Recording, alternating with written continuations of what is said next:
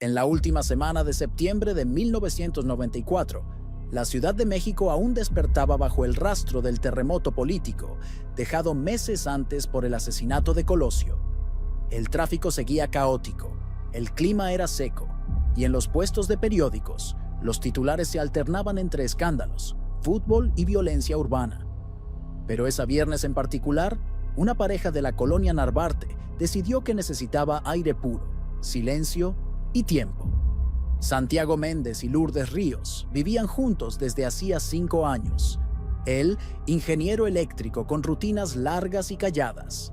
Ella, profesora de literatura en una secundaria, de esas que cargaban libros incluso los fines de semana. Llevaban una vida sin lujos, pero estable. Compartían un departamento pequeño con paredes claras, plantas en el balcón y un gato viejo llamado Clemente. No iban a fiestas, no tenían hijos, no eran religiosos. Lo que los unía era su gusto por los paisajes nublados, por caminatas largas sin prisa, por cafés sencillos y por la sensación de desaparecer del mundo de vez en cuando. Zacatlán, un pueblo frío y húmedo de la Sierra Norte de Puebla, parecía ideal. Habían oído hablar de la región por una amiga de la escuela de Lourdes. Cabañas baratas, senderos en bosques nublados y una pequeña feria de manzanas en la plaza central. El viaje se planeó sin muchos detalles. 2 días fuera, tal vez 3. Partieron un viernes, muy temprano, en un coche compacto rojo. Llevaron 2 mochilas pequeñas, una cámara desechable, ropa cómoda y un cuaderno de notas que Lourdes usaba como diario. Llegaron por la tarde cuando una neblina baja ya cubría los tejados del pueblo. Se hospedaron en una posada sencilla, atendida por una señora llamada Tomasa, viuda y solitaria. El cuarto tenía piso de madera, una cama matrimonial con colcha azul y una ventana que daba al bosque. Comieron en la plaza, tortillas, café de olla, pan dulce. Caminaron por el centro, tomaron fotos frente a la iglesia y compraron una botella pequeña de licor artesanal. A la mañana siguiente, 23 de septiembre, desayunaron temprano y le preguntaron a doña Tomasa sobre senderos menos turísticos. Querían ver alguna cascada escondida, algo fuera de las rutas comunes. Ella les indicó a un señor que vendía frutas secas cerca de la plaza. Se llamaba Don Ernesto. Era viejo, casi ciego de un ojo, y conocía veredas antiguas de la región. Don Ernesto sacó de una caja una hoja doblada, sucia en los bordes. Era un mapa antiguo, dibujado a mano, con indicaciones de un sendero que pasaba por valles poco transitados. Por aquí pasaban los pastores de antes, dijo. Marcó con el dedo una bifurcación sin señalización. Advirtió que el área no era oficial, pero bonita, solitaria y sin ruido. Lourdes anotó el nombre de un punto de referencia, el Pinar Viejo. Ese mismo día, alrededor de las 8 de la mañana, Santiago y Lourdes salieron de la posada. Llevaron agua, el mapa, el diario de Lourdes, la cámara desechable y algunos bocadillos.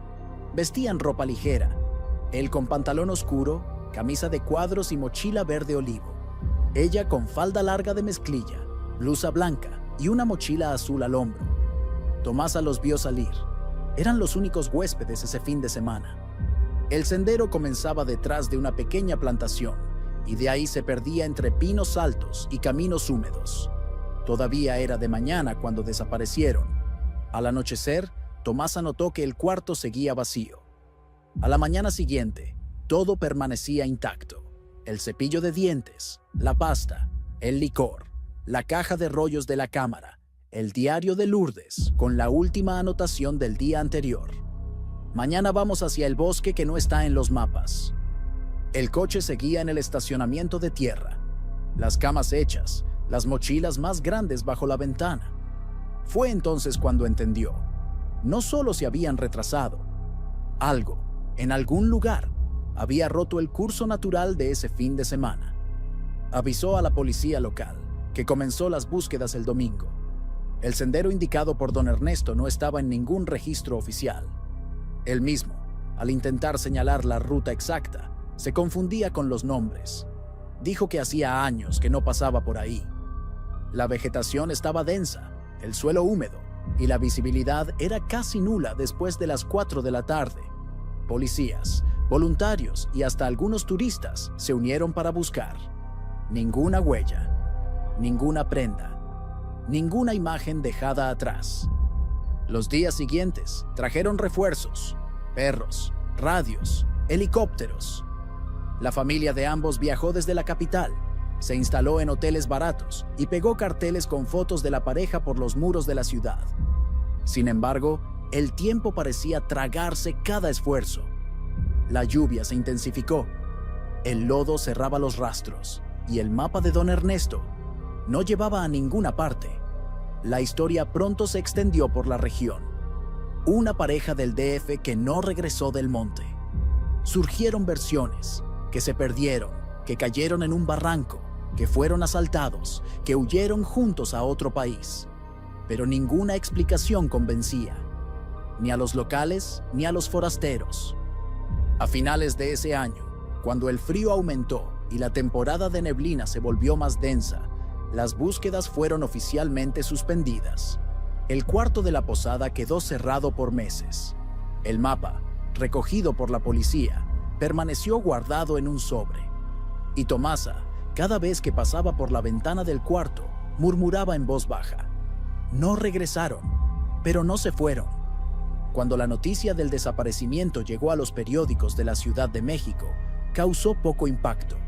2 adultos, sin hijos, sin escándalos, sin influencias. El titular era seco, casi indiferente.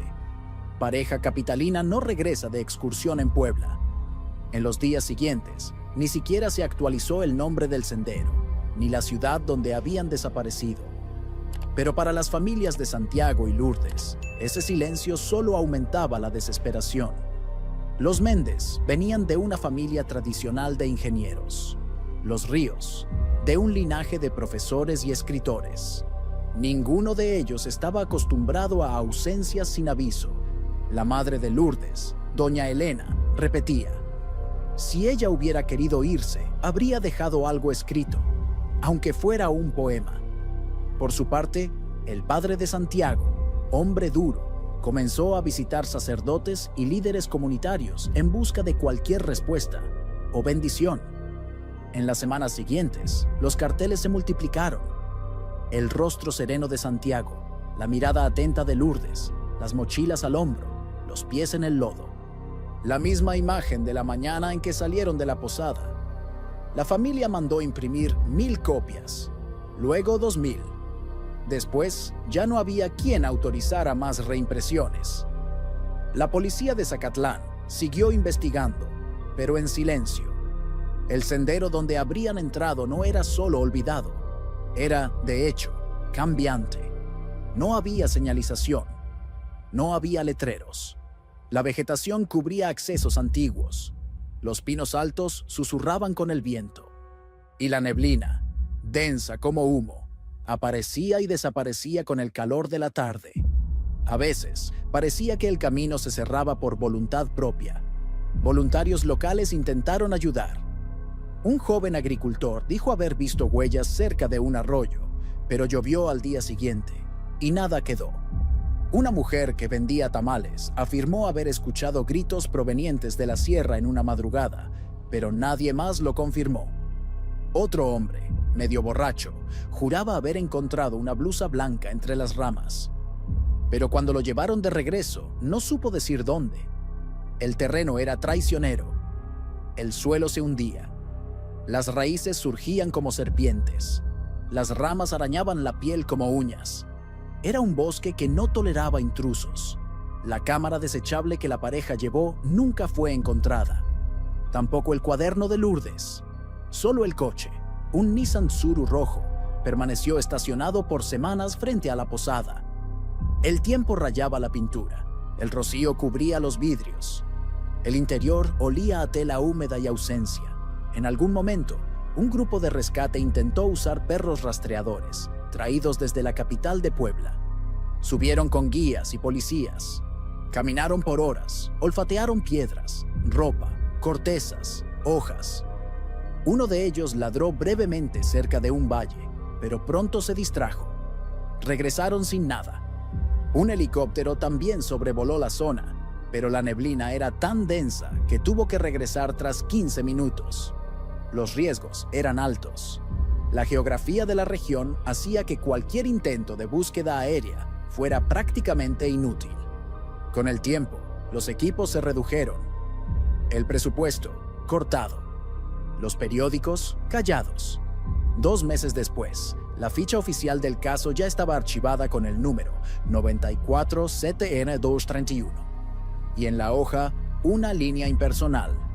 Se presume pérdida en zona boscosa no registrada, sin datos concluyentes. Pero en la casa de los Méndez, la mesa del comedor seguía con 2 vasos intactos.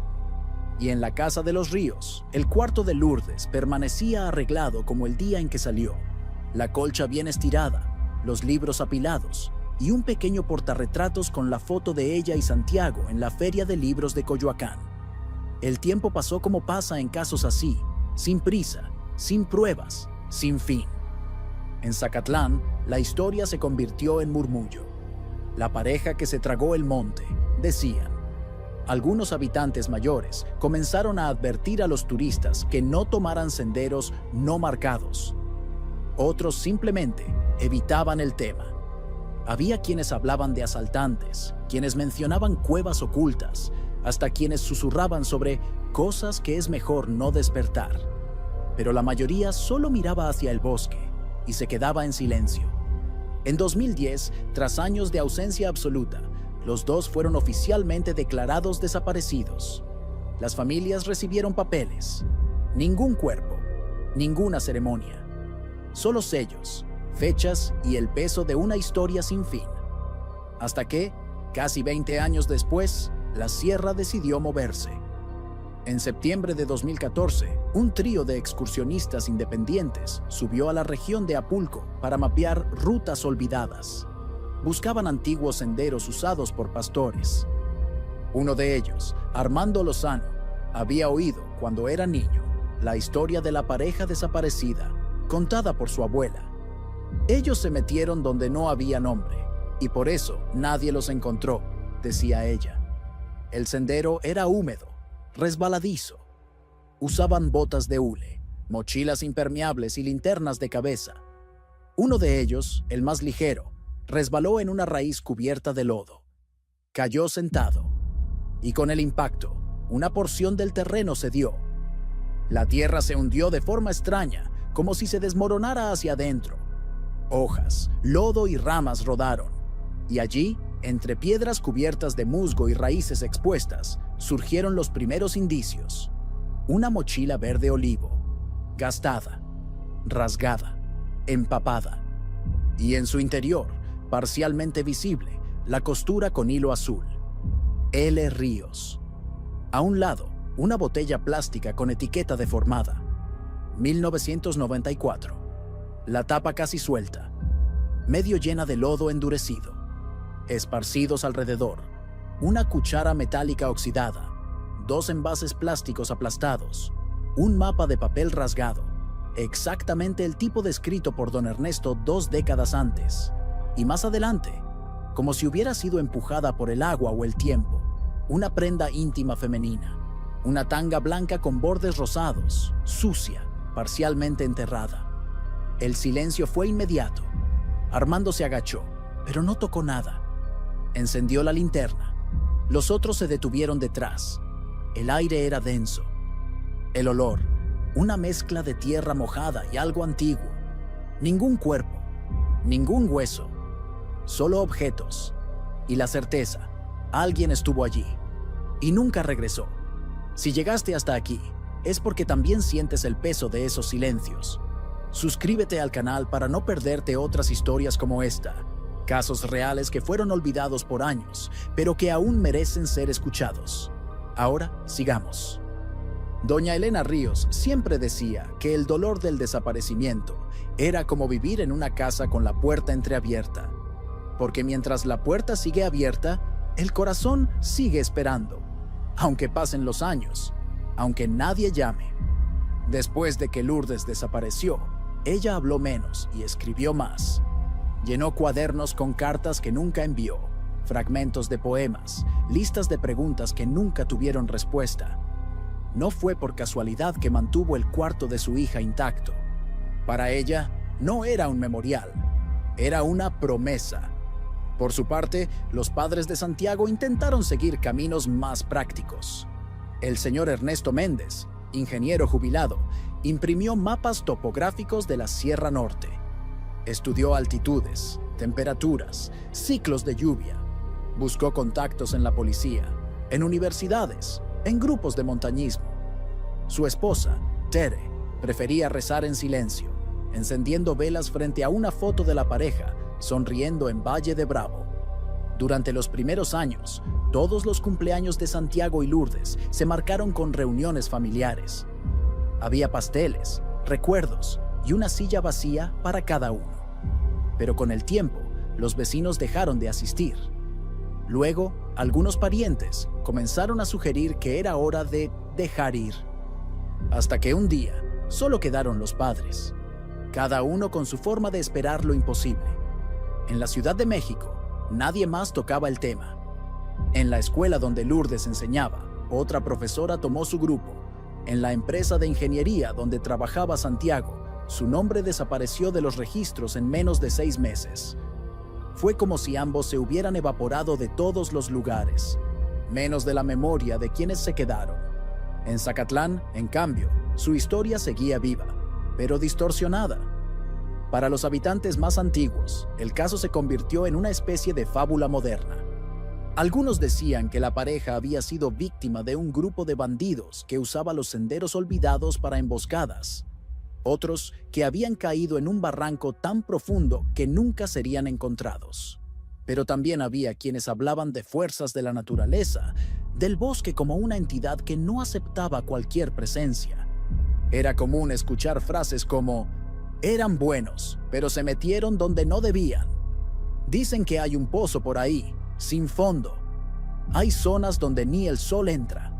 El sendero que tomaron, el marcado a mano por don Ernesto, ganó fama entre los jóvenes como la vereda maldita. Nadie más intentó seguirlo. Y el viejo vendedor, que antes contaba historias a los turistas, comenzó a evitar conversaciones. Después de un tiempo, simplemente desapareció de la plaza. Durante todos esos años, los objetos personales de la pareja permanecieron guardados por la policía local. La mochila de Lourdes, la botella, el zapato, el mapa, los utensilios de comida.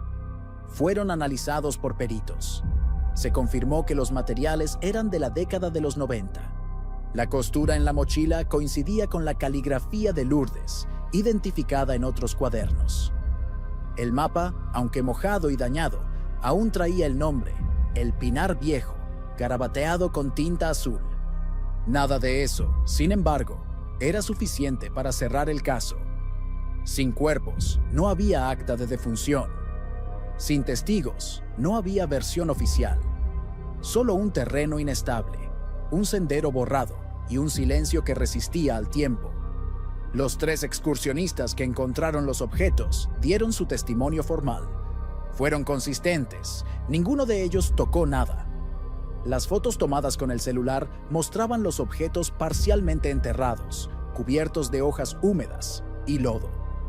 La policía acordonó la zona el mismo día, y durante semanas, especialistas examinaron cada centímetro del suelo alrededor.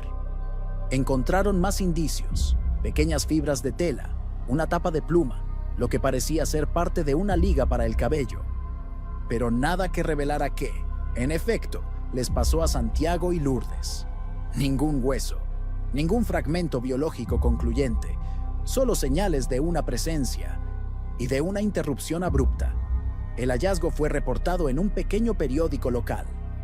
El titular era discreto: hallan objetos en zona rural vinculados a pareja desaparecida en 1994. Ningún medio nacional lo retomó. El caso no volvió a la televisión, ni a las radios. La policía concluyó que los objetos fueron arrastrados por un deslizamiento lento, típico de la región. El suelo, saturado de humedad por años, había cedido tras una secuencia de lluvias intensas. Eso explicaría el modo en que los artículos emergieron, parcialmente expuestos, mezclados con hojas, lodo y raíces. La zona donde todo fue encontrado fue declarada como área de riesgo. Estaba a solo 800 metros de la ruta estimada en el mapa de Don Ernesto. Un tramo resbaladizo, sin rastro de sendero desde hacía décadas. La familia de Lourdes fue la primera en viajar a Zacatlán para ver los objetos. Doña Elena se negó a tocar cualquiera de ellos, pero pidió fotografiar todo. Pasó los dedos a pocos centímetros de la mochila, sin tocarla. Miró la prenda íntima con los ojos llorosos y susurró: mi niña no era de las que se perdían fácil. Por su parte, los padres de Santiago pidieron que los objetos fueran llevados de regreso a la capital, no como pruebas, sino como recuerdos. No hubo funeral. Lo que hubo fue una pequeña ceremonia en un parque cerca de su casa, con árboles altos y bancas de cemento. Solo la familia, sin prensa, sin homenajes públicos. Allí, bajo el sonido leve de las hojas al viento, cada uno sostenía un objeto: la mochila, el mapa, el zapato, la botella. Fragmentos que, por 2 décadas, estuvieron enterrados en un sendero sin nombre y que ahora, por alguna razón que tal vez nunca se comprenda, la sierra decidió devolver. Por más que el descubrimiento de los objetos en 2014 haya reabierto las conversaciones sobre el caso, no trajo respuestas. Al contrario, trajo nuevas preguntas, porque los indicios encontrados no parecían parte de una escena lógica, ordenada. No había rastro de huellas, no había patrón de dispersión. Era como si los artículos hubieran sido arrojados al azar por el tiempo, por el suelo o por alguna fuerza que no quería ser identificada. Los peritos de la policía de Puebla, tras semanas de análisis, fueron categóricos en su conclusión. Los objetos estaban allí desde hacía, al menos, 15 años. Las marcas de descomposición, el tipo de moho, el grado de humedad y hasta los hongos presentes eran compatibles con un soterramiento prolongado. Lo más probable era que estuvieran enterrados bajo hojas y lodo y que solo emergieran tras un deslizamiento silencioso. Pero había inconsistencias. La prenda íntima, por ejemplo, estaba a casi 2 metros de los demás objetos, medio enterrada, pero relativamente preservada. ¿Por qué no había sido arrastrada por el agua, como el resto? ¿Por qué estaba allí, sola, casi a la vista? ¿Y por qué había señales de rasgaduras solo en uno de los lados? El zapato también estaba posicionado de manera extraña, volteado hacia arriba, con la suela mirando al cielo, como si hubiera sido colocado así, o dejado caer por alguien que se detuvo, o fue detenido. Los 3 excursionistas que hicieron el descubrimiento inicial fueron entrevistados nuevamente. Uno de ellos relató algo curioso. En la primera noche, cuando acamparon en los alrededores, antes del derrumbe del terreno, escucharon un sonido repetido de goteo, pero sin lluvia, como si el agua goteara desde dentro de la tierra. Otro dijo que tuvo la sensación de estar siendo observado desde detrás de un árbol grande. No vio a nadie, pero no pudo dormir. Esos relatos no fueron incluidos en el boletín oficial. La policía descartó cualquier elemento subjetivo. Pero la noticia corrió por fuera, en foros de montañismo, en reuniones de Boy Scouts, en grupos locales que evitaban el sendero desde los años 90. Con el tiempo, el lugar se convirtió en tabú. Nadie más pasó por allí. La vegetación volvió a crecer. Las piedras cubiertas de líquenes permanecieron intactas, y los objetos, tras ser recogidos y documentados, fueron guardados en bolsas plásticas etiquetadas. Méndez, Ríos, 1994. Hallazgo Apulco. Para la mayoría de la gente de la región, el reaparecimiento de los objetos solo confirmó lo que muchos ya sospechaban, que la pareja nunca salió de ese bosque, que algo pasó allí y que nunca será totalmente entendido. Hubo hasta quienes sugirieron que los dos estuvieron vivos por algún tiempo tras su desaparición, que tal vez se lastimaron, se escondieron o intentaron sobrevivir con los pocos recursos que llevaban, pero nada sostenía esa hipótesis por mucho tiempo. No había señales de fogata, ni de refugio improvisado, ni siquiera empaques abiertos o restos de comida en estado avanzado de deterioro. Era como si todo se hubiera detenido, como si, después de un punto, el tiempo dejara de avanzar. La madre de Lourdes guardó las fotos de los objetos dentro del diario de su hija, junto a las últimas anotaciones. Decía que, aunque no hubiera respuestas, ahora había algo tangible, algo que se podía ver, tocar. Una prueba de que no habían desaparecido en el aire, de que el mundo aún cargaba vestigios de ellos. Por su parte, los padres de Santiago nunca más hablaron públicamente del caso. La última aparición fue en la entrega de las pertenencias. Después de eso, cerraron la puerta y se aislaron del resto de la familia. Los vecinos comentaron que la señora Tere comenzó a cuidar un pequeño jardín en el patio trasero, solo con plantas de la sierra, helechos, musgo, hiedra, para que al menos algo siga creciendo donde hubo pérdida, decía. En Zacatlán, la dueña de la antigua posada, Tomasa, ya no trabajaba más. La posada fue vendida a una pareja de Veracruz que renovó los cuartos y cambió los muebles antiguos. Pero un detalle quedó. La ventana del cuarto donde Santiago y Lourdes durmieron por última vez permaneció con las mismas cortinas azules. El nuevo dueño intentó cambiarlas, pero la tela nueva se manchaba con la humedad en pocos días. Hasta que desistió. Dejó las cortinas viejas. Dijo que daban un aire más auténtico. El cuarto, curiosamente, se convirtió en el más evitado por los huéspedes. No por miedo, sino por una incomodidad inexplicable. Uno de ellos, en un testimonio en línea, escribió: «Es como si alguien hubiera salido y no pudiera regresar, como si la habitación lo supiera». Los objetos nunca volvieron al público. Ningún museo local los quiso. Las familias no permitieron exposiciones. Para ellas, no eran pruebas. Eran fragmentos de un tiempo que dejó de pasar. La botella plástica con la inscripción 1994 pasó años en la oscuridad, deformada por la presión del suelo y el agua. Cuando fue lavada por técnicos del laboratorio forense, ya no había olor. Pero la etiqueta, aún parcialmente legible, traía el nombre de una marca que salió de circulación a finales de los años 90. Ese detalle, aparentemente insignificante, se convirtió en una de las pruebas más consistentes del tiempo de soterramiento. No era necesaria ningún análisis sofisticado. El plástico era del pasado. Estaba allí desde el inicio. El mapa de papel, por su parte, casi se deshizo al ser recogido.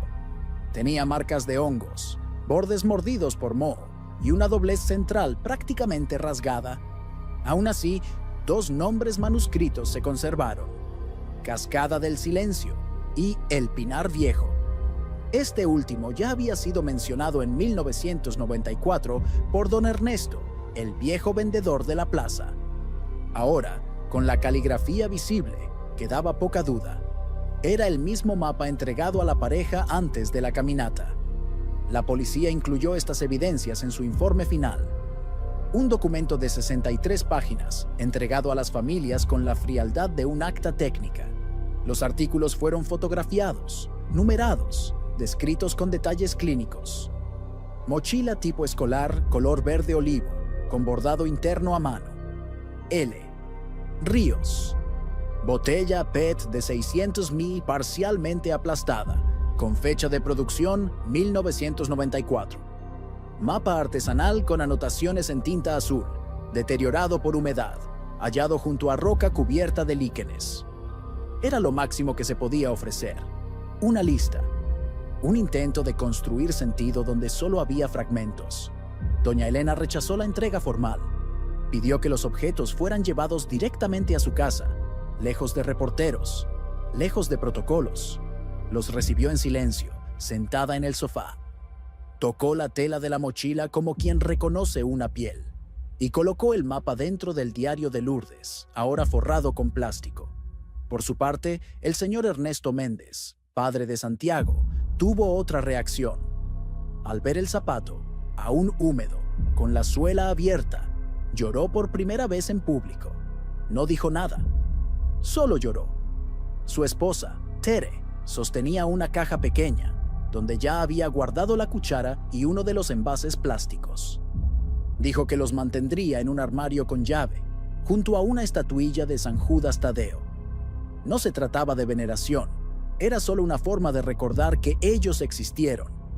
Porque, para quien vive con un desaparecimiento, el tiempo no es una línea, es un círculo, una espiral que siempre regresa al mismo punto, aquel instante antes de la desaparición.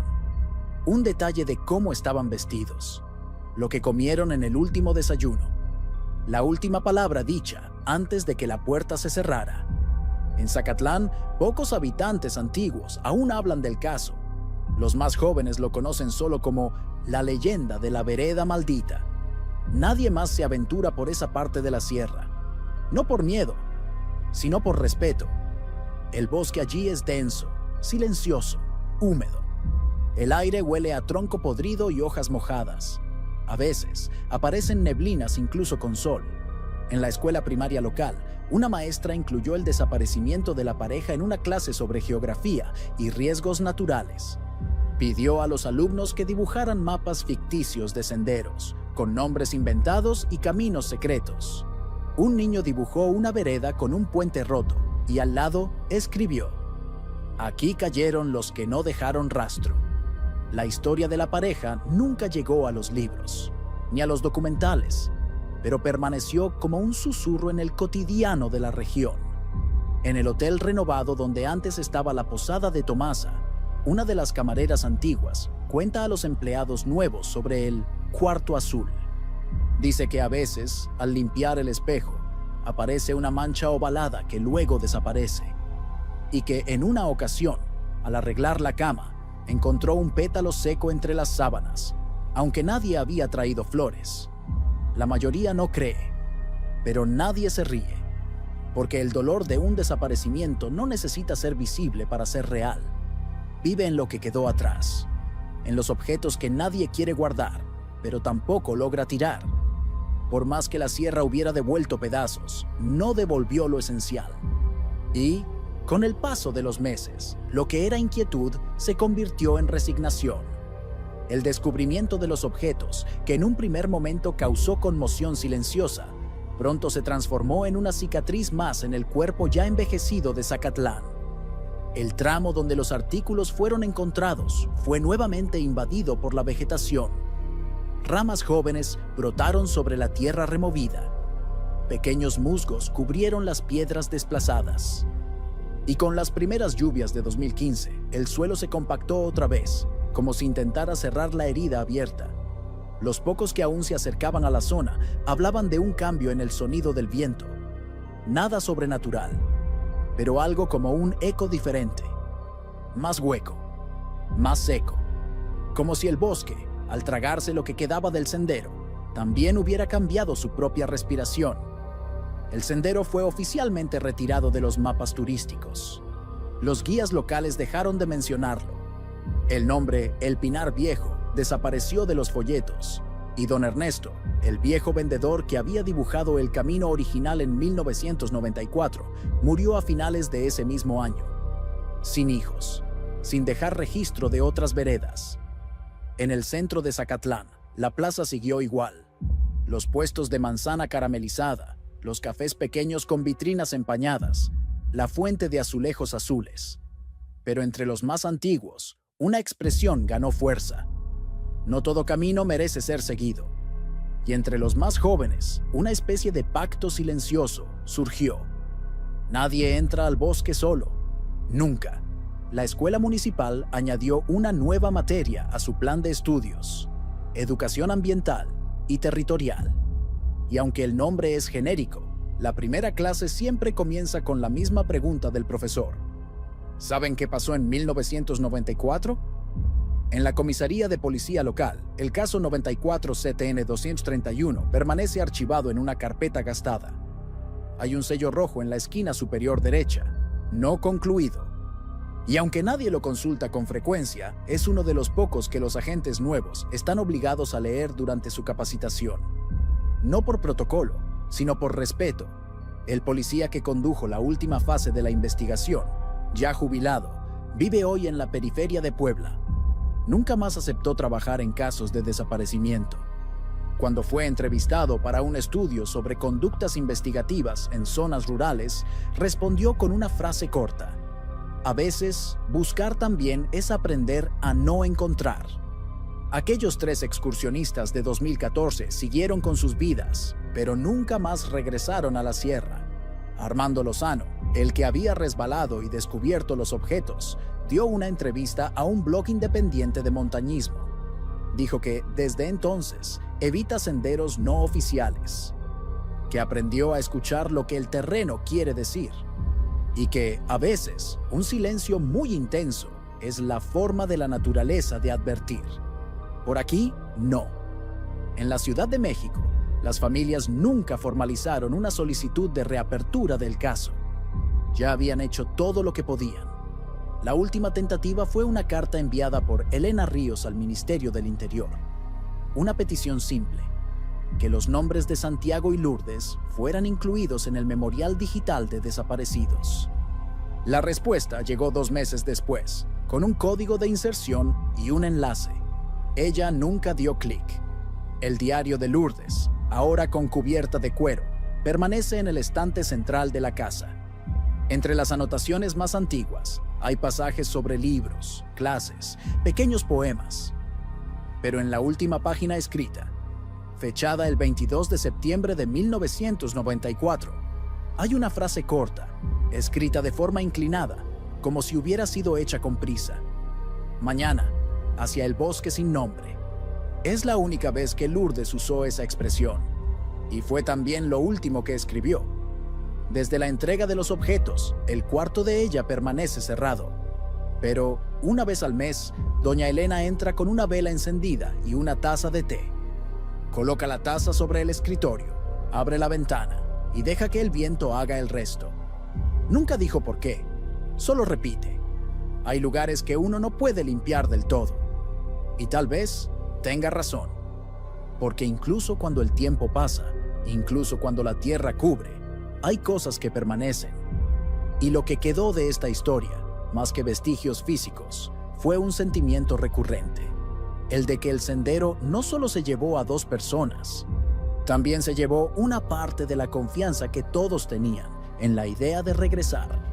Y desde entonces, siempre que alguien desaparece en medio de la naturaleza, alguien en Zacatlán susurra: que no sea como en el 94. En 1994, Santiago Méndez tenía 30 años. Lourdes Ríos, 27.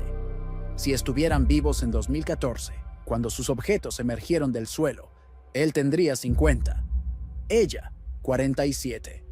Es una cuenta simple, pero para quien ama a alguien desaparecido, cada número es un chasquido. Doña Elena hacía esa cuenta con frecuencia. Imaginaba cómo sería la voz de su hija más madura, cómo serían las canas, los lentes para leer, la forma de caminar. A veces se sentaba en la sala, encendía la radio y fingía escuchar a Lourdes hablando de la escuela, de los alumnos, de algún libro olvidado. La señora Tere, madre de Santiago, también guardaba un tiempo particular. Cosía tapetes pequeños, siempre con los mismos dibujos: pinos, senderos, montañas. Una vez al año, ponía flores en la ventana del cuarto de su hijo, aún intacto. Las flores se marchitaban rápido. El aire enrarecido de la casa parecía rechazar cualquier intento de recomenzar. Con el tiempo, los amigos de ambos siguieron sus rutinas. Se casaron, tuvieron hijos, cambiaron de colonia, de país. Algunos se mudaron a Cancún, otros a Guadalajara, otros simplemente desaparecieron de la vida de los padres. El mundo no espera por ausencias largas, y el cotidiano no acomoda eternamente a quien se quedó en un mismo día de septiembre.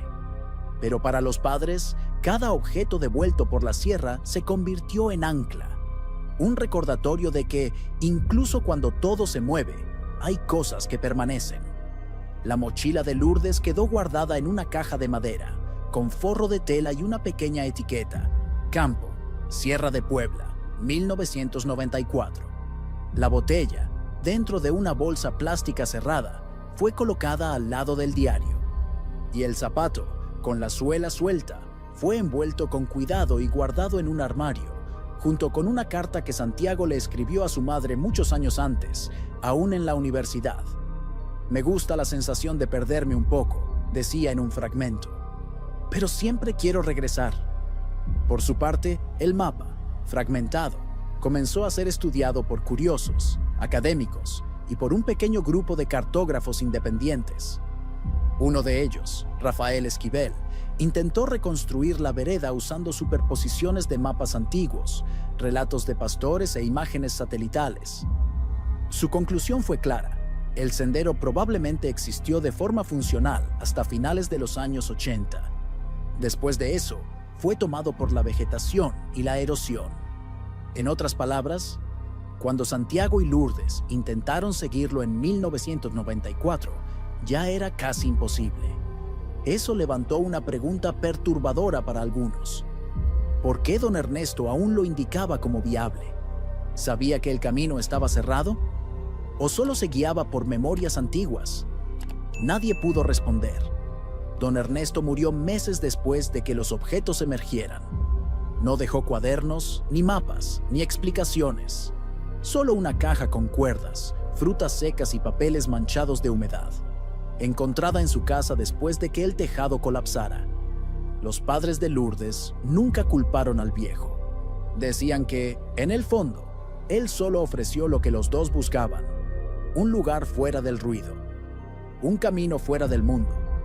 Santiago y Lourdes tenían ese hábito: evitar lo predecible, elegir el silencio, buscar lo que estaba fuera de las rutas. Tal vez por eso aceptaron la sugerencia de don Ernesto. Tal vez por eso siguieron una vereda borrada, sin señal, sin garantía. Y tal vez por eso desaparecieron. En la Ciudad de México, donde antes vivían, el departamento de la colonia Narvarte fue rentado nuevamente en 1995. Los nuevos inquilinos, una pareja de recién casados, dijeron que el espacio era agradable, pero que encontraron una nota doblada entre las páginas de un libro olvidado.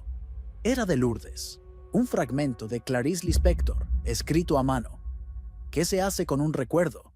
¿Se lo guarda? ¿Se lo entierra? ¿O se lo espera?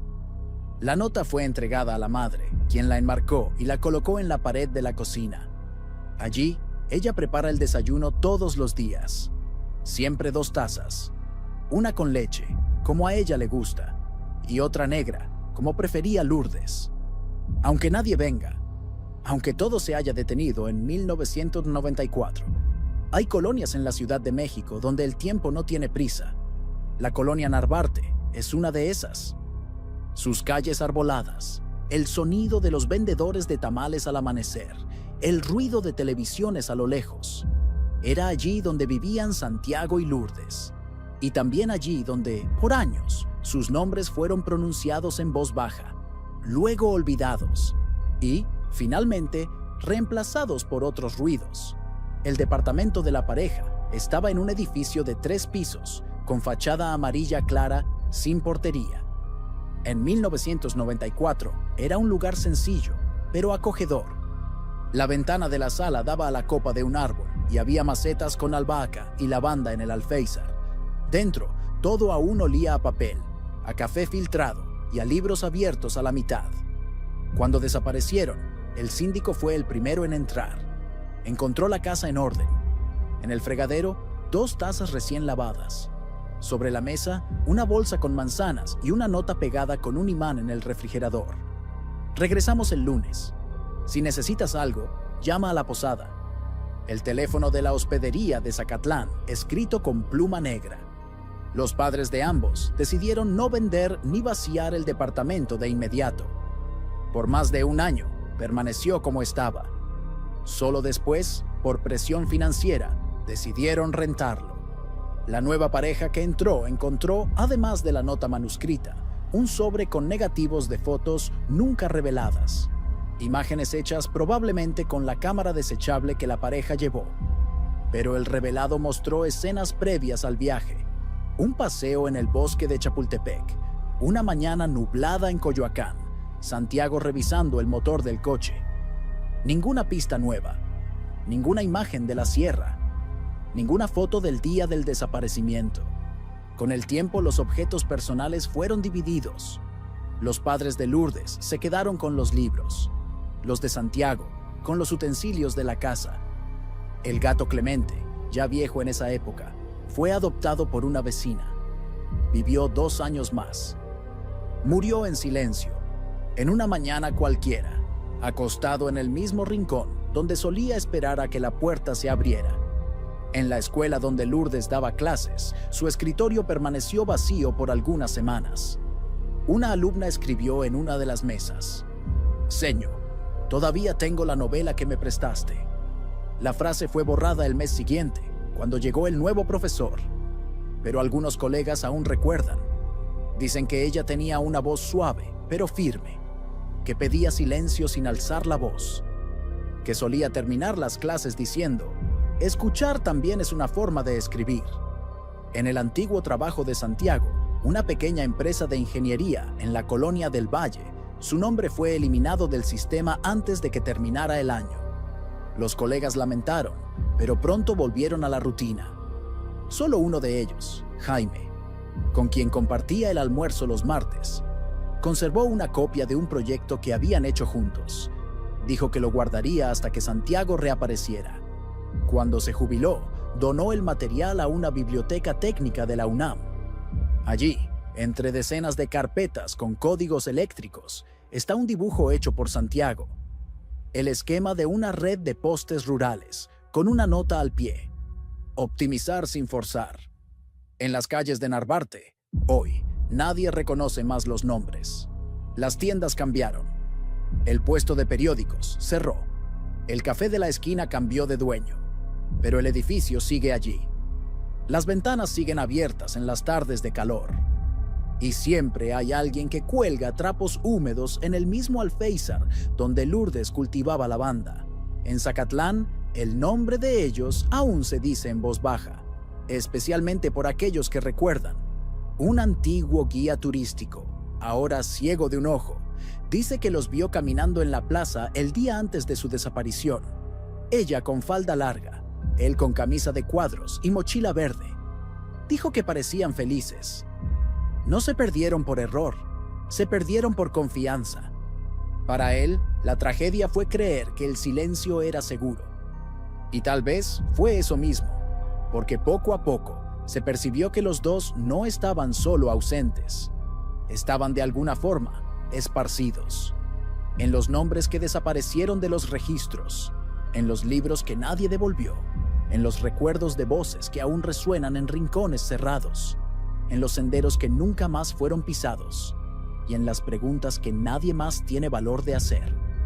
En 2017, 3 años después del descubrimiento de los objetos de Santiago y Lourdes, un grupo universitario de Puebla organizó un seminario sobre desapariciones no resueltas en áreas rurales. El evento era modesto, dirigido a estudiantes de antropología, geografía y derecho, pero entre los casos presentados, el nombre de ellos apareció nuevamente: Caso Zacatlán, 1994. La exposición fue hecha por una alumna llamada Mariana, quien había visitado la región el año anterior. Contó con fotos, recortes de periódicos y el relato directo de uno de los excursionistas que descubrió las pertenencias en Apulco. La presentación no tenía conclusiones, pero dejó claro lo que ya se sabía. Los vestigios encontrados en 2014 no resolvían el caso. Solo confirmaban que sí, ellos estuvieron allí. Y que sí, algo los interrumpió para siempre. Al final de la charla, Mariana proyectó la imagen de la mochila verde olivo con las letras bordadas: L. Ríos. Y preguntó: ¿cuántas mochilas como esta siguen bajo tierra, esperando ser encontradas? El auditorio quedó en silencio, porque era una pregunta sin respuesta, y tal vez, por eso mismo, más verdadera que cualquier informe. En la audiencia, una profesora mayor comentó en voz baja: «Yo recuerdo ese caso, decían que la montaña los tragó». Y un estudiante, curioso, preguntó si alguna vez encontraron los cuerpos. Ella respondió con los ojos: «No. Esa ausencia absoluta, esa laguna sin cuerpo, sin pista definitiva, sin voz final, es lo que más define el caso de Santiago y Lourdes, porque no hubo crimen comprobado, ni confesión, ni testigo. Solo hubo el gesto cotidiano de dos personas que amaban los senderos, que querían paz y que se dejaron guiar por un mapa viejo. Y después, la nada. Las familias aprendieron a convivir con esa lógica del casi. Casi fueron encontrados, casi regresaron, casi dejaron una pista clara. Y tal vez lo más doloroso de todo sea esto, saber que la sierra devolvió fragmentos, pero retuvo la explicación. Un mapa, un zapato, una botella, pero no los pasos finales. En los años siguientes al descubrimiento de los objetos, los padres envejecieron en silencio. Doña Elena comenzó a tener lapsos de memoria. Llamaba al gato de la vecina Clemente, ponía 2 toallas en la mesa, aunque no hubiera visitas. En una ocasión, le dijo a la cuidadora que necesitaba ir por la niña a la escuela, como hacía décadas atrás. La cuidadora no corrigió, solo asintió y acompañó. Por su parte, Tere, madre de Santiago, cambió el jardín por un altar doméstico, una repisa con fotos, pequeños objetos y una vela que se apaga y se enciende todos los días. A un lado, el zapato de su hijo, ahora seco, limpio, dentro de una cúpula de vidrio improvisada con un frasco volteado. Su esposo, Ernesto, comenzó a perder el habla en 2018. Un derrame cerebral lo dejó con dificultades motoras, pero cada vez que oía el nombre de Santiago, parpadeaba con fuerza. Una forma de decir, aún recuerdo. El tiempo continuó. El gobierno actualizó bases de datos. Nuevas tecnologías se aplicaron a casos recientes. Pero el archivo 94, CDN 231, permaneció igual, inmóvil, olvidado. En Internet, un pequeño blog de desapariciones publicó una línea sobre el caso en 2020. Sin fotos, sin detalles, solo. Pareja del DF perdida en vereda no registrada. Última pista, objetos hallados 20 años después. Era solo eso, como si la vida de ellos pudiera resumirse en una frase. Pero para quien los conoció, la historia tiene más cuerpo, más olor, más sonido. Tiene el aroma del desayuno hecho con prisa. Tiene la textura de la colcha azul de la posada. Tiene el ruido seco de pasos sobre ramas húmedas. Tiene la imagen de la mochila sucia, pero reconocible.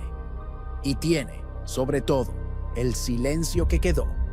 Porque la mayoría de los desaparecimientos no se convierten en noticia, no llegan a la televisión, no movilizan multitudes.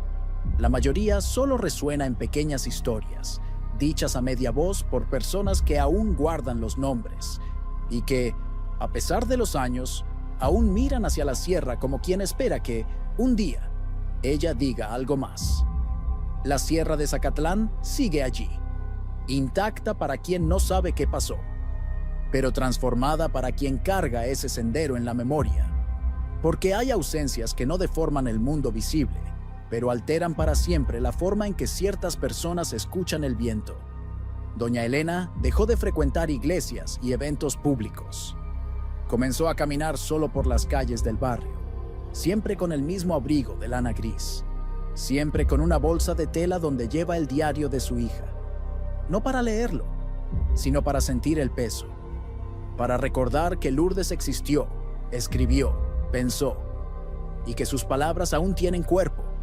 No le gusta hablar del caso en voz alta, pero mantiene un cuaderno con fechas, periódicos, nombres, fragmentos de conversaciones. Es lo que llama la memoria de los días que nadie recuerda. En él están registrados los llamados recibidos, los recortes de las primeras notas periodísticas, las notas intercambiadas con los policías y hasta una copia de la etiqueta de la botella con rótulo 1994. Por su parte, la señora Tere, incluso con su esposo enfermo, sigue su ritual con el altar doméstico. Los días en que no enciende la vela son solo los días de tormenta fuerte, cuando se va la luz. Fuera de eso, la llama permanece. Pequeña, obstinada, presente. En una de las repisas hay un sobre con la caligrafía de Santiago, extraído de un antiguo diccionario de ingeniería. Dentro, un papel doblado 3 veces, con una sola frase. Si no hay caminos, uno los inventa. Era una frase común entre ellos, usada para justificar rutas alternativas en viajes, atajos en la ciudad, elecciones de vida. Pero hoy, para Tere, se convirtió en oración. El coche que usaron en el viaje, el Nissan Tsuru rojo, fue vendido en 1995. Años después, en 2003, reapareció en un deshuesadero en Texcoco. El motor ya había sido retirado, la carrocería oxidada, pero el número de chasis aún era visible.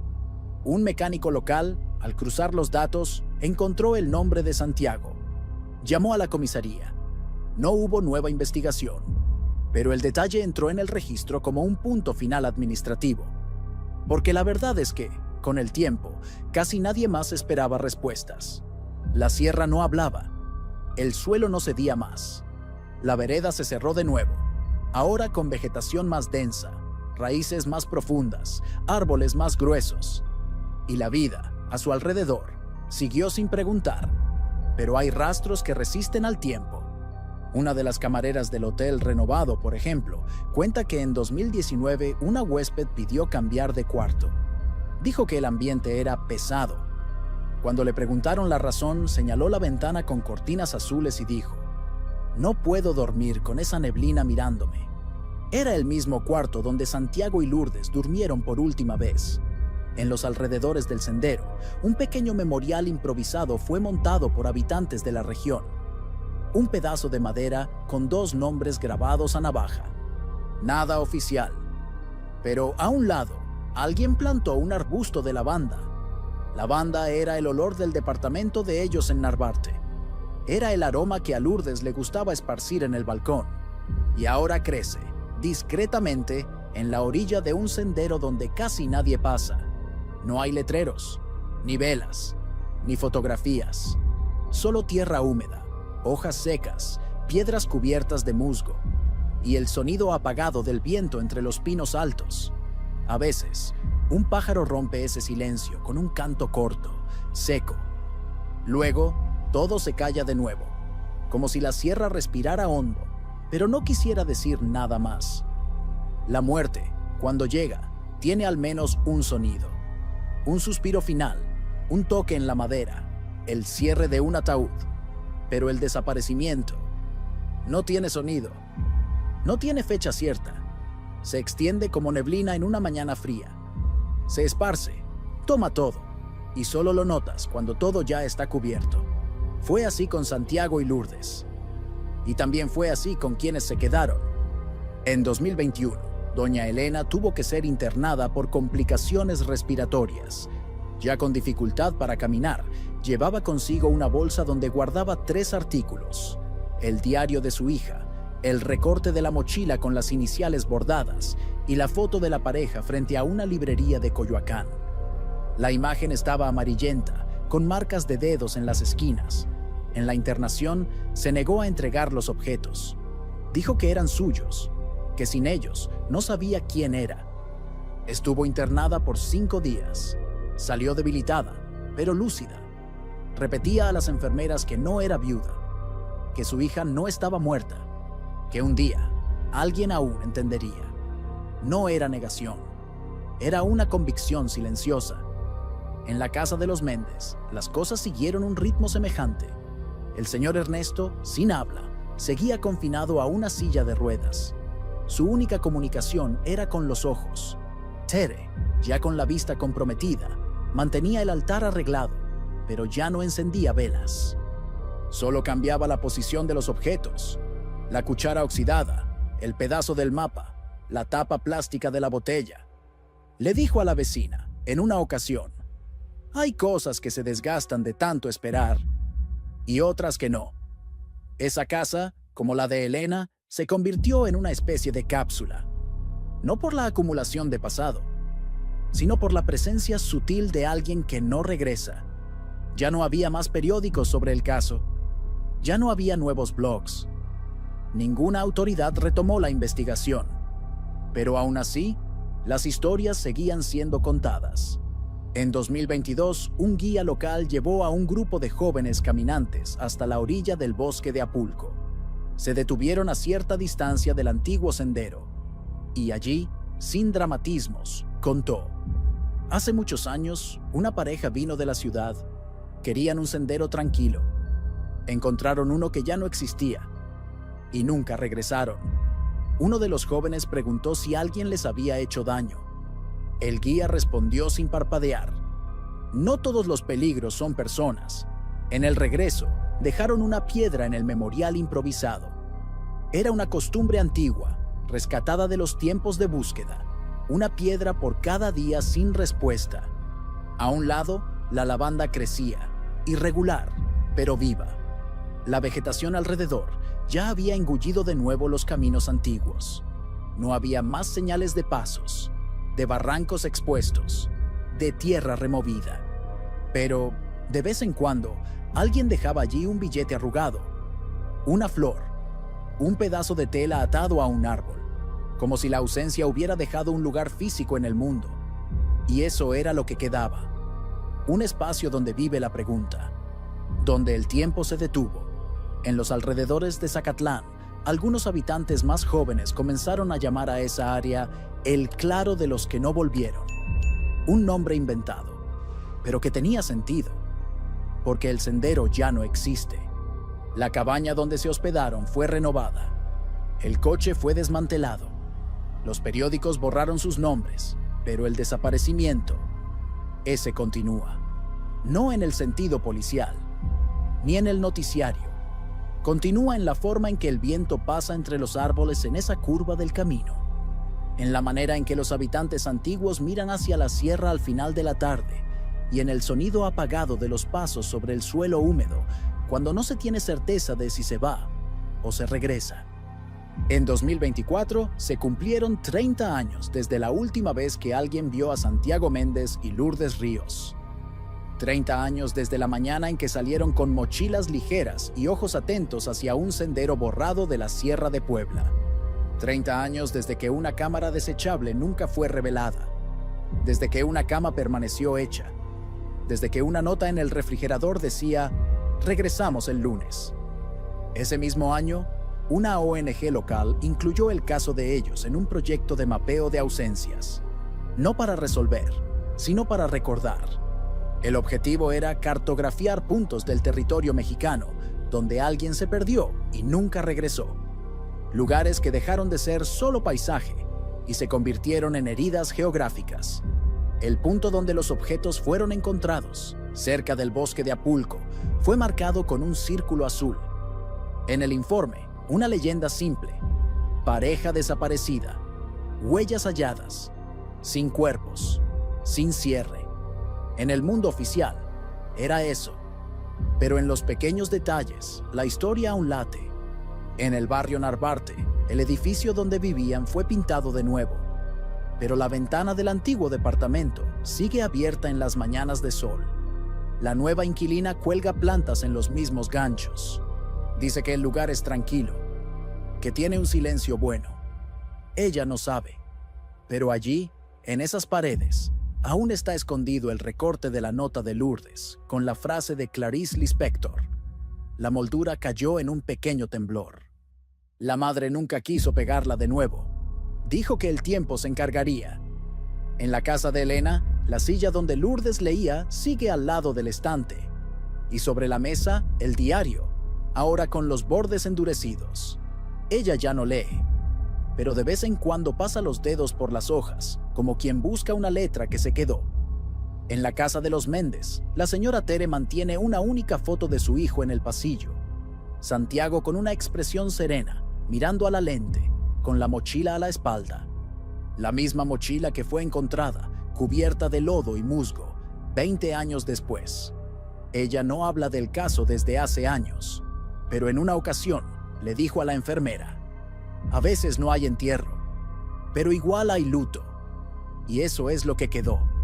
No una solución, no una respuesta, sino una permanencia. Santiago y Lourdes no se convirtieron en noticia, ni en titular, ni en símbolo.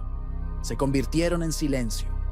se convirtieron en ausencia duradera. Se convirtieron en parte de un país donde los senderos desaparecen, donde los cuerpos no regresan, donde la espera se transforma en rutina. Pero también se convirtieron en memoria.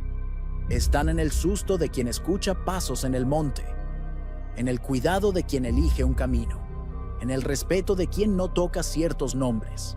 Y están, sobre todo, en la certeza de que no es necesario encontrar para nunca olvidar. Si llegaste hasta aquí, es porque también cargas un nombre que el tiempo no devolvió. Suscríbete al canal para escuchar otras historias como esta. Ausencias reales que siguen vivas en los rincones olvidados de México. Comparte este video con alguien que entienda el valor de un silencio no resuelto.